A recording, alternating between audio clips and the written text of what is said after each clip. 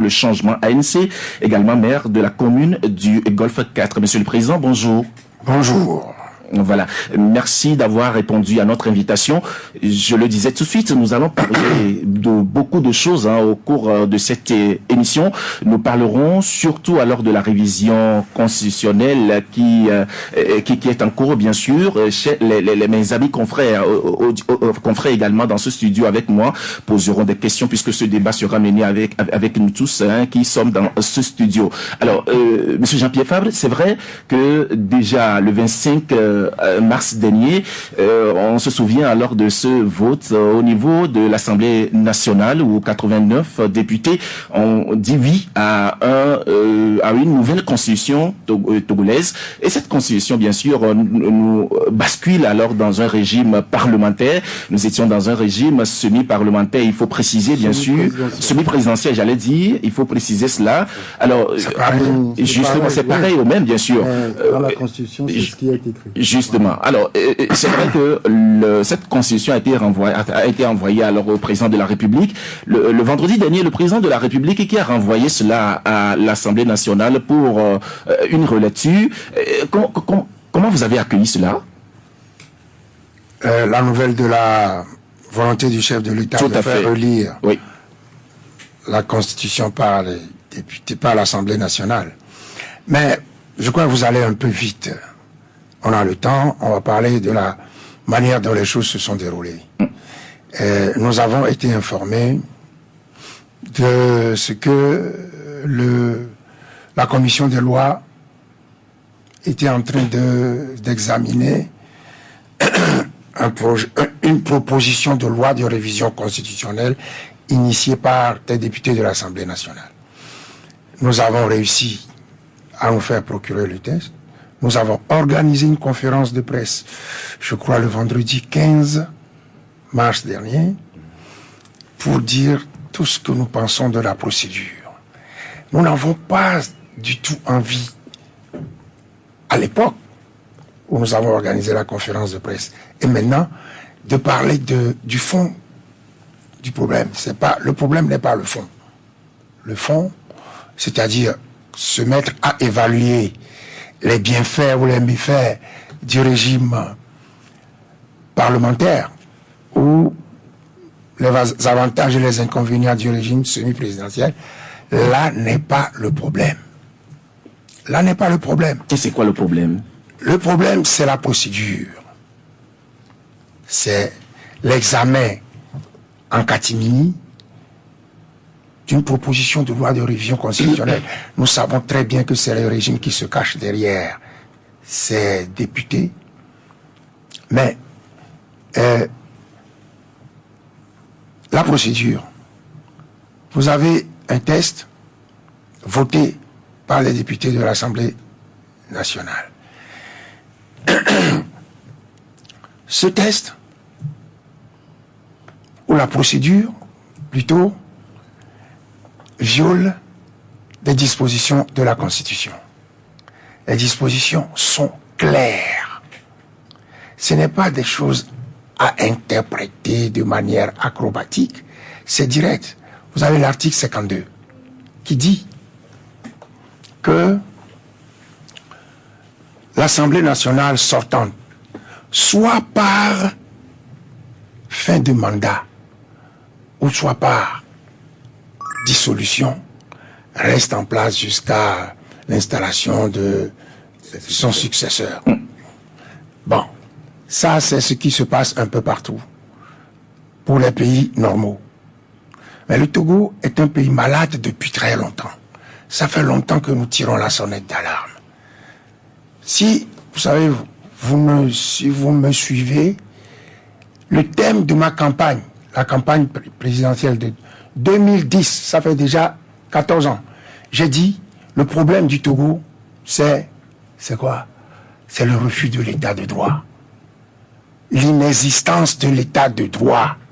Vous ne pouvez pas être dans un pays refusé d'être, c'est ce qu'on appelle chez les Anglais, the rule of law. Vous ne pouvez pas prétendre faire la démocratie et refuser de vous soumettre à la loi. C'est le problème fondamental du Togo. Bon, on va ajouter l'armée, etc. Donc, je reviens à la question. Violation de l'article 52. Parce que les explications acrobatiques que l'on donne, évidemment, ça ne peut satisfaire personne. On dit, ça reste en place. Vous savez, vous avez un mandat. Le mandat a un délai. Vous avez 5 ans. Hors du mandat, vous perdez toutes les prérogatives attachées au mandat. Mais ça n'a pas été signifié. Mais on n'a pas besoin de le dire. C'est dit. Vous n'êtes plus, vous êtes hors mandat. Donc, première chose, je parle de l'article 52, je devrais d'abord dire, premièrement, est-ce que une assemblée qui est hors mandat, c'est-à-dire son mandat est terminé depuis à peu près, on va dire 2 mois, 3 mois, est-ce que cette assemblée conserve les prérogatives de hors mandat? Non. Parce que les prérogatives sont attachées au mandat. Plus de mandat, plus de prérogatives. Donc, les explications qu'on nous donne des juristes qui font pitié, parce qu'ils doivent défendre une position, vous perdez les prérogatives attachées au mandat lorsque le mandat est expiré. C'est fini.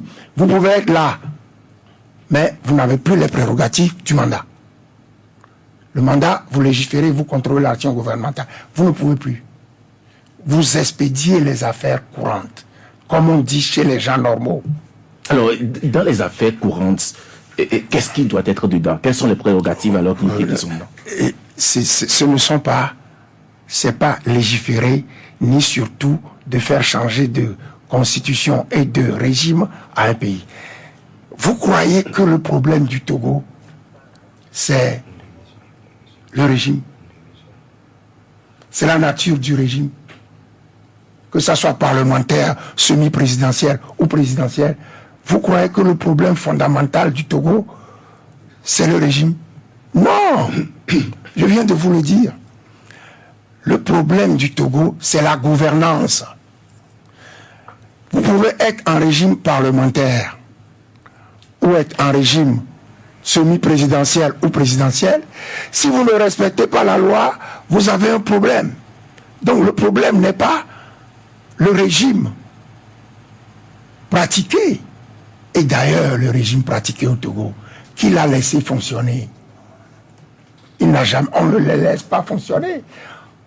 Ce que j'appelle des coups de boutoir, des coups de force et des coups d'État. C'est ce qu'on fait au Togo depuis toujours. Et donc, après, vous venez nous dire que, en raison de la nature du régime, le pays ne fonctionne pas bien. Nous sommes d'accord avec vous que le pays ne fonctionne pas bien. Mais ce n'est pas parce que vous êtes en régime semi-présidentiel ou en régime présidentiel ou présidentialiste ou en régime purement parlementaire. Nous serons dans un régime parlementaire que tous les problèmes évoqués se poseront. Donc, qu'on n'essaye pas de tromper les gens. Donc, la procédure, on n'est pas en... Le régime, on n'est plus dans le mandat. Le mandat est passé. Et donc, on n'a pas la prérogative alors de... Non, les prérogatives attachées au mandat sont terminées. Les prérogatives sont attachées au mandat. Mais quand même, nous regardons autour de nous. Faisons appel à la jurisprudence sénégalaise. Dans la constitution sénégalaise, il y a le président de la République reste en fonction jusqu'à l'installation de son successeur. C'est pratiquement la même chose. Mais quand le président Macky Sall a voulu organiser des élections en dehors du mandat, c'est-à-dire en dehors du 2 avril, la Cour constitutionnelle, qui est normale, Conseil constitutionnel chez eux, le Conseil constitutionnel sénégalais a dit, vous ne pouvez pas, vous pouvez agir à l'intérieur du mandat. Mais à l'extérieur du mandat, passé le 2 avril, vous ne pouvez plus rien faire. Il a accepté. Et si on essaye de dire, bon, il y a l'article 52, on essaie de dire qu'il peut être là. Mais quand les gens réfléchissent un peu, on a dit l'Assemblée nationale sortante, soit par fin de mandat, ou soit par dissolution. Supposons que c'est l'instant que le chef de l'État dissolve l'Assemblée nationale. L'Assemblée, dont le mandat est terminé, va dire « Mais, Monsieur le Président, je suis toujours là. Je peux même changer la Constitution sur la base de laquelle vous avez dissous. » Non, raisonnons un peu. D'accord. Ne nous amusons pas dans cette... Non, je n'ai pas terminé. Oui, d'accord, allez-y. Il y a encore l'article 59 qui dit que on ne peut pas... Attendez, je vais même vous lire pour ne pas... article 59. Le président de la République est élu au suffrage universel direct, égal et secret pour un mandat de 5 ans. Cette disposition ne peut être modifiée que par voie référendaire. Que par voie référendaire. Est-ce qu'on a changé le mandat du chef de l'État? Oui. Est-ce qu'on a changé les choses? Oui. On dit ça ne peut être fait que par voie référendaire. C'est-à-dire qu'il faut organiser un référendum. Oui. Ça ne peut être fait que par voie référendaire. Vous pouvez avoir les 4/5. Vous voyez, vous pouvez disposer de la majorité qualifiée des 4/5 pour faire ce que vous voulez. Mais cette disposition-là, vous ne pouvez la modifier que par voie référendaire. Est-ce que c'est difficile de comprendre ces choses? Nous ne voulons pas comprendre parce que nous baignons dans la culture de la violation permanente de la loi ou de la Constitution. Laissez-moi 2 minutes pour que j'étaye ce que je suis en train de dire. D'accord, rapidement. Nous baignons dans la culture permanente de la violation de la loi. La culture de la violation de la loi ou de la Constitution. Vous avez... vous prenez... Je vais prendre quelques exemples.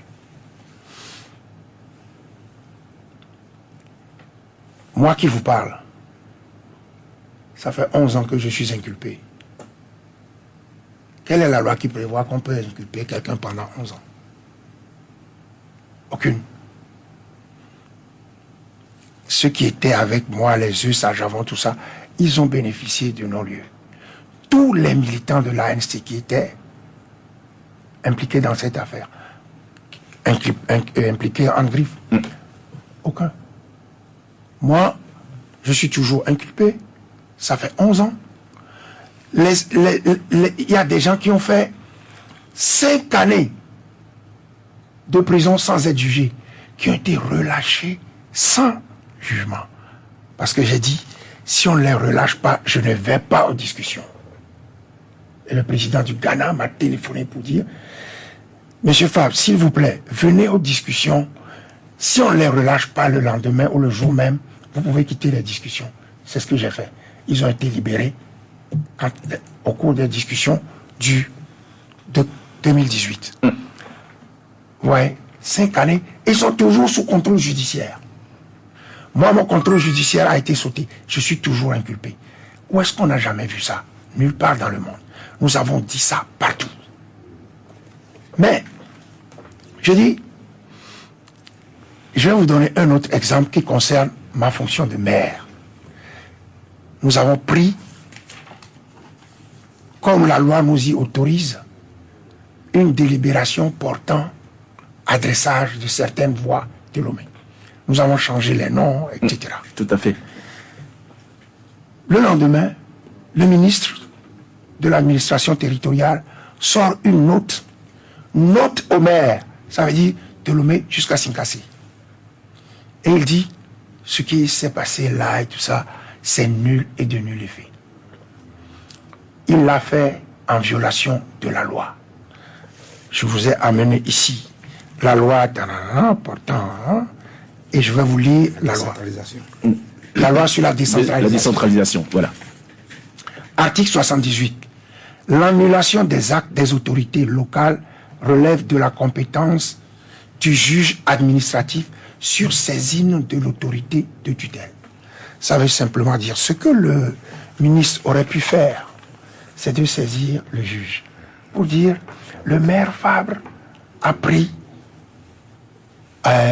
une décision. C'est même pas le maire, c'est le conseil municipal. C'est ce qui est grave.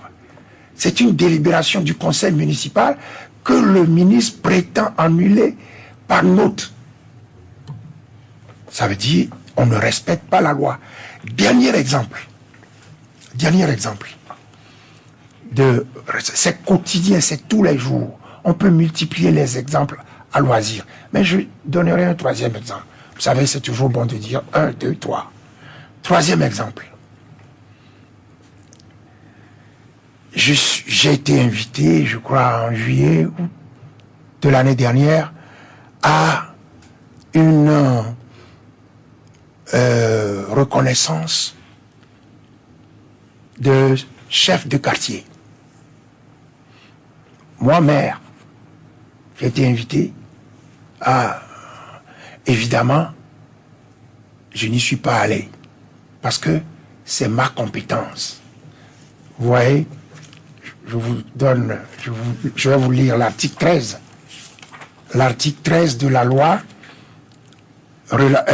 loi relative à la chefferie traditionnelle, décret numéro tant. Procédure de reconnaissance du chef traditionnel. Le chef de canton est reconnu par décret en conseil des ministres. Le chef de village est reconnu par arrêté du ministre chargé de l'administration territoriale sur rapport du préfet. Le chef de quartier est reconnu par arrêté du maire. Ça veut dire, moi, qui dois prendre l'arrêté pour reconnaître le chef, je suis invité à venir assister à la reconnaissance par le préfet et le ministre de l'administration territoriale. Je ne suis pas allé, et le lendemain, parce que j'ai attendu que ça se passe, j'ai écrit au ministre pour dire ce qui s'est passé est nul et de nul effet, c'est une violation de la loi. D'accord. Donc, dans notre pays, ce qui se passe là est tout à fait normal. On ne respecte pas la loi. On ne respecte pas la loi, c'est la pratique de notre pays. D'accord. Sam Djabo, vous avez une question? Oui, alors moi je pense que le maire de Golfe 4, il a fait un bon développement en ce qui concerne les articles 58 qui devrait mettre sur pied ou bien qui devrait permettre aux députés de continuer, mais les limites qu'il fallait, 52 voilà. Plutôt, les limites qu'il fallait pas franchir. Alors moi je suis d'accord qu'on dise que le Togo est malade de la mauvaise gouvernance, il y a des gens qui sont animés de mauvaise foi et tout. Et concrètement au niveau de l'ANC, qu'est-ce que vous reprochez à ce document? Parce que vous dites que vous avez pris connaissance du document, la nouvelle constitution, vous l'avez parcouru, mais vous évitez d'aller dans le fond. Est-ce qu'il y a des points sur lesquels vous pouvez apporter votre expertise ou vos propositions pour que ce test-là puisse être amélioré? Vous n'allez pas m'entraîner dans un débat que je ne veux pas. J'ai lu l'exposé des motifs et je dis c'est une énorme blague. C'est du verbiage. Vous savez, un exposé des motifs qui fait 6 à 7 pages, ça veut dire vous n'arrivez même pas à vous convaincre du bien fondé de votre action. Et vous parlez, vous bavardez. On a dit, la jeunesse veut le modernisme. Et le régime moderne, c'est le régime parlementaire. Mais je vais vous dire une seule chose. La jeunesse, elle n'est préoccupée que par une seule chose. Et c'est quoi? Elle est préoccupée par l'emploi. Des jeunes sans emploi. Vous voulez qu'ils soient préoccupés par quoi? Vous ne respectez pas la loi et vous pensez que des gens, des hommes d'affaires, vont venir risquer leur capital dans notre pays alors que la justice est inféodée au pouvoir. Mais vous trompez le peuple et vous voulez tromper la jeunesse. La jeunesse, la seule chose qui les intéresse, si vous voulez que la jeunesse vous suive, créez le cadre dans lequel les hommes d'affaires viennent, se sentent à l'aise pour apporter le capital nécessaire à l'investissement. Mais si vous ne respectez pas la loi, personne ne viendra risquer son investissement ici. C'est la raison pour laquelle vous pouvez parler. Vous croyez que c'est l'État qui crée les emplois? Sinon, on créerait des emplois par décret. Non. Oui, M. Fabre, c'est vrai que les initiateurs, lors de cette proposition, disent qu'ils veulent adapter ce test alors à nos réalités. Justement, est-ce qu'il ne faut pas aussi raison? Excusez-moi. Ce sont des choses qui sont sorties il n'y a pas longtemps de l'esprit de gens qui veulent utiliser notre pays comme terrain d'expérimentation. Nous servons à peu près de cobayes à des gens. Moi, je ne veux pas critiquer leur bonne foi, le Mansa et toutes ces choses. Moi, on ne m'apprend pas ce que c'est que panafricanisme. Je suis né panafricaniste. Je suis né Togolais authentique. Et vous en êtes fier? Très. Vous allez chez nous, vous verrez là, le poster de Sylvanus Olympio, toutes ces choses. On ne court pas après le panafricanisme.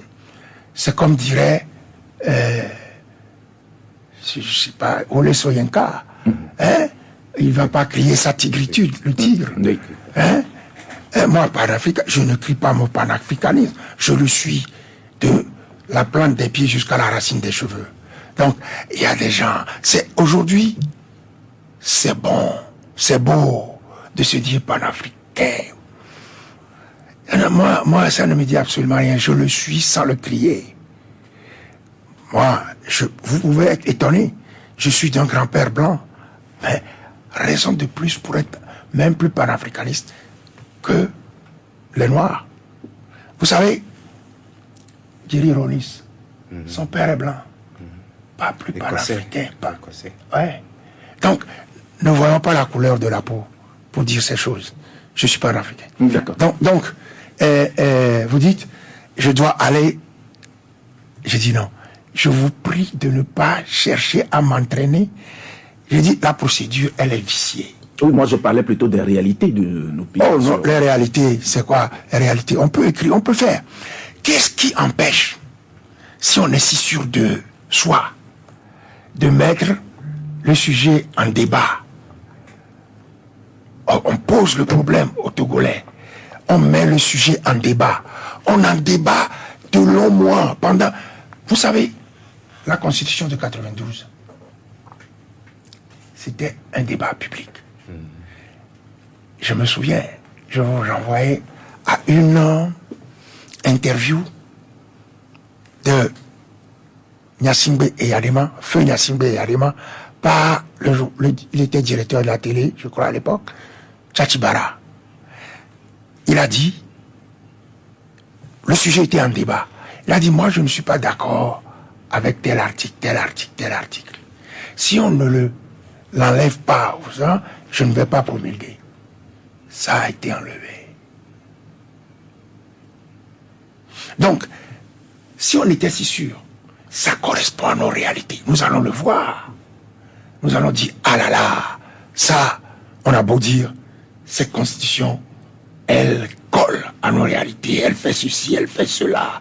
Mais nous qui connaissons notre pays, nous savons que le Togo ne souffre pas de la nature de son régime politique. Le Togo souffre du refus de respecter la loi. Le Togo souffre de la malgouvernance politique, économique et toutes ces choses. D'accord, merci beaucoup. Isidore Kolo a une question pour vous. Oui, Monsieur le Président, maire, vous nous avez dit que vous avez eu l'exposé du motif. Jusqu'à présent, nous, je ne sais pas quel journaliste peut se prévaloir connaître le test qui est renvoyé en relecture. Est-ce que vous, avec vos connaissances, vous avez pu avoir connaissance ou posséder ce test qui, pour nous, est resté en catimini? J'avoue que malgré nos efforts, nous n'avons pas pu entrer en possession du test tel que amendé en commission, amendé certainement en plénière et examiné. Donc ce test, je crois que même des députés UNIR n'en connaissent pas le contenu. Ah bon? Mais est-ce que c'est possible ça? C'est grave. C'est possible au Togo. Puisque ça a été discuté, ça a été discuté en commission, Mais ça a été discuté en plénière. Est-ce que vous croyez qu'il suffit d'aller en plénière pour s'approprier le contenu d'un document important? Non, il faut le lire. Même le test, il n'appartient pas aux seuls membres de la commission. On peut, en n'étant pas membre de la commission, en toute humilité, j'ai été député, donc je peux en parler, sans être membre de la commission, on peut participer au débat de la commission. Donc, écoutez, je reviens à la préoccupation de M. Sam Djobo. Et le contenu, il n'est pas très connu. Il colle aux réalités, il ne colle pas aux réalités, c'est eux qui le disent. On le connaît, on ne le sait pas beaucoup. Vous savez, nous qui avons un peu de culture politique, en toute humilité, hein, ils n'ont rien inventé. Mansa n'a rien inventé en parlant de président du conseil du gouvernement, président du conseil des ministres. Mais attendez un instant. Oui, pourquoi vous parlez de Mansa? Mais parce qu'on a fait des recherches. Les termes utilisés viennent de la bouche des membres de Mansa. Oui, il faut chercher. Alain Foucault, ça. Je ne veux pas doigter quelqu'un, indiquer quelqu'un, mais c'est qui ont parlé de toutes ces choses. Mais le président du Conseil des ministres, ça se pratiquait en France, 3e République, 4e République. Et on a même dit que c'est un régime, c'est pour lutter contre l'instabilité. Mais et pourtant, ce régime parlementaire est le régime le plus instable au monde. l'Italie. Italie, Israël, tous les pays, la France. Dans les années 30 à 40, les régimes. Pourquoi la 5e République? C'est pour mettre fin à l'instabilité gouvernementale. Les régimes tombaient. Vous savez, le président Mendes France, il n'a pas fait. Il a fait 7 mois. Ou 9 mois, je ne sais plus. Mais il n'a pas fait un an. Régime parlementaire. Président du Conseil. Il a été président du Conseil. Il a fait 7 mois. Non, je vais vous dire une chose. C'est un subterfuge. La procédure là, c'est juste pour que M. Faure Gnassingbé, venons-en au fait, que M. Faure Gnassingbé, qui va devenir président du Conseil des ministres, s'éternise au pouvoir, soit au pouvoir ad vitam aeternam, parce que il n'y a plus de limitation de mandat. C'est pour faire échapper par les tenants de l'exécutif. C'est pour qu'ils échappent à la limitation du mandat. Donc, j'ai entendu dire que comme Mme Merkel, comme le chancelier Kohl, etc., dès que vous êtes élu, vous êtes là. Votre mandat est renouvelé. Il n'y a pas de limitation du mandat pour le véritable chef de l'exécutif qu'est le président du Conseil des ministres. D'accord. Voilà, Monsieur Jean-Pierre Fabre, il y a Eric Johnson qui a une question pour vous. Oui. Eric. Oui, Eric Johnson. Oui. Ah, je connais un Eric Johnson. Je ne connais pas lui. Ah, d'accord. Il est journaliste. C'est sans sosie. Alors, dans l'entame de vos propos, vous avez dit, Monsieur le Président, vous avez parlé en réalité de la légitimité de cette législature pour modifier la Constitution. Et pourtant, on a eu ce cas ou ces cas à la 4e et à la 5e législature. Vous vous rappelez de leur durée? La durée de la 4e législature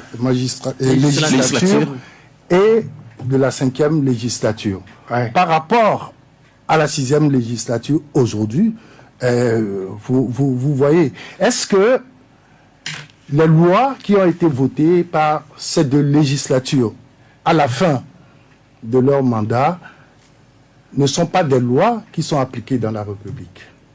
C'est ma première question. Ma deuxième question, vous parlez de la jeunesse qui veut la modernité, bien sûr. Mais vous nous avez ramené à des années-lumière pour expliquer quand même que au Togo, on ne respecte pas le droit, il n'y a pas de respect d'état de droit, etc. Et vous avez pris surtout vos propres exemples pour étayer ce que vous étiez en train de dire. Est-ce que aujourd'hui le débat se trouve à ce niveau concrètement? Parce que nous avons, quand l'animateur a lancé l'émission, c'est pour qu'on parle de la nouvelle constitution qui a été votée par les députés. Alors, je voudrais juste vous demander si on doit rester dans cette logique-là, parce que ceux qui défendent cette nouvelle constitution aussi vont vous faire des démonstrations qu'aujourd'hui qu'il y a un état de droit. Ma troisième question concerne votre participation ou non à l'installation de chefs de quartier. Je pense que vous n'y étiez pas et pourtant vous avez envoyé des représentants. Si ma mémoire est très bonne par rapport à ça, parce que, comme vous avez lu tout à l'heure, j'ai cherché à comprendre pourquoi le maire ne s'est pas présenté à l'installation d'un chef de quartier. Et j'ai compris ce que vous venez d'expliquer. Et là, c'est là où j'ai appris que, néanmoins, vous aviez envoyé un représentant. Voilà. D'accord. Monsieur le Président. Bon. De manière rationnelle, je vais commencer par la fin du questionnement, pour remonter. Je crois que vous êtes mal renseigné. Merci. Je ne suis pas allé, je n'ai pas envoyé de représentant. C'est moi qui suis invité. On ne m'a pas demandé de me faire représenter. Donc je n'ai envoyé aucun représentant. Et j'ai pris la parole une semaine après, au cours d'un meeting, où j'avais eu la chance de voir des chefs. Et je leur dis, ce qui a été fait la dernière fois est nul et de nul effet. Je vous le dis à vous, parce que certains ont bénéficié de cela, de décisions illégales du ministre et du préfet. Les chefs de quartier étaient là. Certains n'étaient pas très contents. J'ai dit, ce coup, votre nomination ou je ne sais pas quoi, c'est nul. Je le dis parce que je vous aime bien. J'ai écrit au ministre pour qu'il rectifie cela. J'ai écrit au ministre pour dire ce qui s'est passé est une violation de la loi. Évidemment, je ne pouvais pas y aller. D'accord. Donc, ça c'est le dernier point. Le dernier point. Le deuxième, donc je remonte. D'accord. Le deuxième, c'est, vous dites, il y a eu des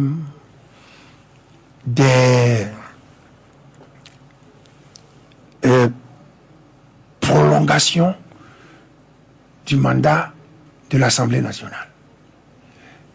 Et pendant ces périodes-là, l'Assemblée a légiféré, a pris des tests, et que nous avons acceptés. Je crois que votre connaissance de l'affaire est partielle, parce qu'il y a eu des discussions. Il y a eu des discussions Togo Télécom en 2013. Il y a eu des discussions sous l'égide de Monseigneur Bariga. Ça, les discussions, ça permet de, je ne veux pas dire d'accepter les violations, hein, mais des discussions peut-être règlent certains problèmes. Des discussions. Vous savez, nous sommes tous, Monseigneur Bariga est toujours vivant. On peut se renseigner. Ceux qui ont participé à cette discussion, Pascal Bodjona, que j'ai vu encore actif il n'y a pas longtemps. Chankissi. Ouais, donc il y a eu des discussions qui permettent au pouvoir de prendre des actes. Donc ce n'est pas... Ouais, j'ai déjà entendu ça de la bouche des représentants du parti au pouvoir lors du débat de... Je ne sais pas si c'est vendredi ou si c'est samedi dernier. Vous n'étiez pas invité? Très bien comme question. J'ai eu de votre confrère Bruno Messan un message WhatsApp le jour même pour me dire que... Le jour de l'émission. Oui. En fait, que j'ai vu le matin, j'ai une journée bien organisée. Hein? Et je ne me suis pas présenté. J'aurais bien aimé aller dire ce que je suis en train de vous dire là-bas, à cette discussion. Pourquoi je le dis ici et que je ne peux pas aller le dire, et ça aurait peut-être même un meilleur effet là-bas. Non. Ces choses-là sont importantes. Il faut écrire, il faut que les organisateurs vous invitent à un café-débat, je crois. Ça a été appelé un café-débat. Venez, j'ai commencé à lire, j'ai vu Bruno, j'ai commencé à lire, puis je me suis dit, malheureusement, je ne peux pas y aller parce que mon emploi du temps ne me le permet pas. Voilà. Donc, on était en train de parler de législatives. Ouais. Voilà. Et j'ai déjà donc écouté on va dire plutôt entendu cette argumentation sur, ben oui, vous avez, il y a eu des législatures plus longues, mais vous n'avez pas. Et puis je vais vous dire une chose. Quand ces situations-là se présentent, vous avez une alternative. Y aller aux élections ou ne pas y aller. D'accord? Si vous voulez y aller, vous y allez. Si vous ne voulez pas y aller, eh bien, vous n'y allez pas. Nous avons fait les deux. Donc, je vous dis, comme aurait dit quelqu'un, comparaison n'est pas raison. Et donc, ça aussi, ce n'est pas une bonne argumentation pour défendre le fait qu'on examine en catimini, en violation de la loi, en violation de 2 dispositions de la Constitution.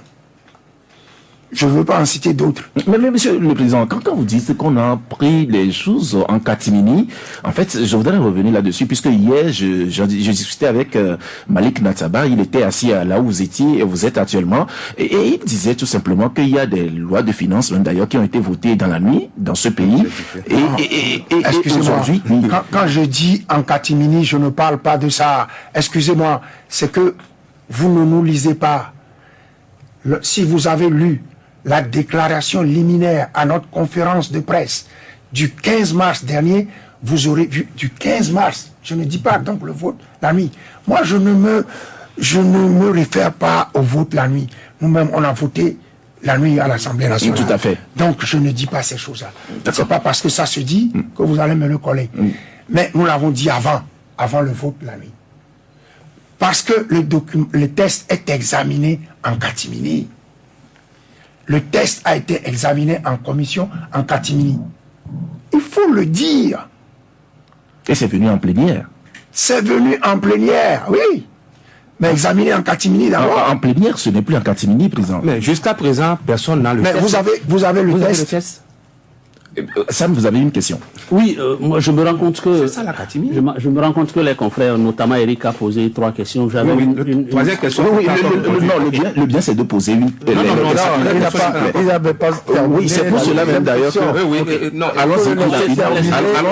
Oui, allons-y, puis la une, s'il vous plaît. Puisque le temps. La deuxième question, c'est... La troisième, c'est relative à votre inculpation. Il demandait à savoir pourquoi on doit toujours revenir sur ça. Ouais, mais pourquoi je vois... Je ne reviens pas de la jeunesse qui a besoin de modernité. Ouais. Et donc, si on revient sur des trucs là, est-ce que c'est... Pourquoi ne pas revenir Monsieur Johnson. Oui, parce que Monsieur Johnson, le débat... je suis toujours inculpé. Est-ce que je reviens sur quelque chose qui a 11 ans? Non, je suis toujours inculpé. Je n'ai pas reçu... Un jour, j'ai rencontré Zusa Javon. Il me dit, mais tu sais, moi, on m'a appelé, puis je bénéficie d'un non-lieu. Je dis, ah bon? Je ne sais pas de quoi tu parles. Il me dit, ça fait peut-être 6 mois, 1 an. Lui, mais moi, et mes autres camarades de l'ANC, on est toujours inculpés. Et eux sont toujours sous contrôle judiciaire. Donc, je ne dois pas en parler. Non, ma question, c'est pas ça. C'est en réalité, dès l'entame de votre débat, vous avez commencé par parler de la Constitution. Ouais. Nous sommes dans ce débat-là parce que vous avez dit que les choses n'ont pas été bien faites. Alors, si on doit revenir sur ce qui s'est passé il y a des années, est-ce que nous sommes encore dans le débat? Parce que pour moi, oui. Pour moi, la modernité, c'est que là, aujourd'hui, vous faites une démonstration claire et nette que les choses n'ont pas été bien faites. C'est ce que j'entendais. Vous attendiez. Non, pas attendais. C'est ce que j'entendais. Ah ouais. Ouais. Moi, je dis, nous sommes dans un pays qui a un problème fondamental. Il est malade. De qui? Il est malade de sa pratique politique. De sa pratique politique. Est-ce que vous ne voyez pas que le Togo est malade de ses hommes politiques aussi? Non, ça, ce sont des choses... vous voulez... Ça, c'est ce qu'on entend au Togo. Le Togo n'est pas malade de ses hommes politiques. Le peuple est souverain. Il juge. Il juge. Si il est malade, il jugera et puis il enverra promener ceux qui le rendent malade, ceux qui rendent le pays malade. C'est pas de ça qu'il est question. D'accord. Attendez. C'est pas de ça qu'il est question. Le Togo est malade de ses hommes politiques. Et vous savez, le Togo est malade du refus du leadership de respecter la loi. Les leaders ne respectent pas la loi. Ils ne respectent pas la loi. Je crois que c'est comme ça qu'ils... Et vous voulez discuter de ça avec moi? Vous voulez discuter de ça avec moi? Je vais vous donner un exemple. D'accord. Mais Monsieur Johnson, vous êtes mal tombé. Je vais vous le dire. Parce que oui, vous avez en face de vous. Vous avez en face de vous. On est dans un débat. C'est dans un débat. Oui, j'ai donc. Je vais vous donner 2 exemples. Je vais vous donner 2 exemples. Rapidement, puisqu'il nous reste pratiquement 3 ou 2 minutes. 2 minutes. Je vais vous donner 2 exemples. Premier exemple. Quand Monsieur Gnassingbé Eyadema est décédé, il vivait où? Je vous pose la question à vous. Je n'en sais rien, il était au Togo. Non, vous savez très bien, il vivait au camp militaire. Tout le monde voyait comment il sortait, comment il rentrait. Il vivait au camp militaire et vous le savez. Il vivait au camp militaire. Pourquoi vivait-il au camp militaire qui est le lieu de résidence des militaires en activité? D'accord? Il vit là-bas, en violation de la loi, selon laquelle on ne peut pas être chef d'État et être militaire. S'il vit là-bas, c'est parce qu'il est militaire. Sinon, qu'est-ce qu'il fait là-bas? Il viole encore d'autres dispositions. Un, pouvez-vous me dire aujourd'hui, quand M. Gnassingbé Yarema est mort, où vivait et où vit toujours Madame Gnassingbé Yarema, à qui on peut faire, en raison de son statut de femme, d'ancien président, on peut faire, on peut lui donner, l'État peut lui conférer des choses. Madame Badanati. Madame, oui. Et elle peut bénéficier de statut, de prérogatives liées à son statut de femme, de président. D'accord, merci beaucoup, Président. Donc, toutes ces choses sont des violations de la loi. D'accord, merci, c'est compris. Alors, oui, Sam, dernière question, s'il vous plaît. Monsieur Fabre, il y a 2 ou 3 préoccupations qui sautent de ma pensée lorsque vous intervenez. Tout de suite, vous avez demandé à ce que le contenu de ce test-là qui vient d'être voté et renvoyé pour une deuxième lecture devrait être mis au débat. Alors, on se rappelle que déjà en 2002, vous étiez un acteur majeur de l'opposition. Si les auditeurs ne le savent pas, moi je me rappelle déjà dans les années 90, vous étiez au devant de la lutte pour la démocratisation du pays. Et en 2002, il y avait eu des élections anticipées auxquelles l'opposition n'avait pas pris part. En 2007 et en 2012, vous avez été député de la nation. En 2012, vous avez même été chef de file de l'opposition. Et pendant ces 2 périodes, 2007 et 2012, on n'a pas assisté à ce dont on assiste aujourd'hui au niveau de l'hémicycle. Alors, vous parlez de lancer le débat pour parler du contenu de ce test. Où voudrez-vous que le débat se lance pendant que vous avez boycotté les élections de 2018?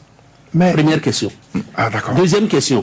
Vous avez dit que le test vise à donner le pouvoir à Faure Gnassingbé pour mourir au pouvoir, pour s'éterniser au pouvoir.